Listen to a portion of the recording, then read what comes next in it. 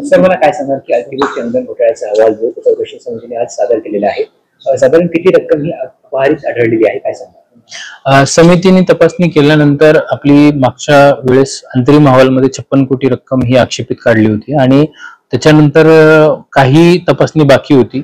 पूर्ण तपासणी झाल्यानंतर आक्षेपित रक्कम ही 79 कोटी समितीने निश्चित केली. त्यापैकी 72 कोटी रकमेची पूर्ण तपासणी झाली, ज्यामध्ये ज्यांच्याकडे वैध कागदपत्र असतील, फेरफार झाले असतील किंवा कुटुंबातील इथल्या इतर सदस्याच्या नावावर दिलं गेलं असेल असे यादीमधून रक्कम कमी करून अपहारित रक्कम जी आहे ती 35 कोटी म्हणजे साधारणतः 34 कोटी 97 लक्ष म्हणजे 35 कोटीच्या जवळपास ही रक्कम अपहारित रक्कम म्हणून समितीने निश्चित केलेली आहे. आणि त्या पद्धतीनं जे कर्मचारी आहेत तर त्यांच्यावरती ते समितीने दोषारोप तसे ठेवलेले आहेत. साधारण किती कर्मचारी दोषी आढळलेले आहेत आणि किती कोटींची वसुली आतापर्यंत झालेली आहे? रकमेची पाहणी केल्यानंतर सध्या प्राथमिक रक्कम सिग्निफिकंट अमाऊंट असणारे 26 आपल्याला कर्मचारी आढळत आहेत. त्याच्यामध्ये अंबड तालुक्यातील 15 आहेत आणि घनसावंगी तालुक्यातील 11.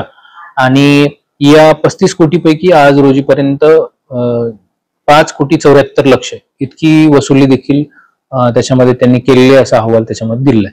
जे दोषी आढळले त्यांच्यावर काय कारवाई होणार आहे आणि प्राथमिक दृष्ट्या आता अजून एक तपास बाकी आहे? महाराष्ट्र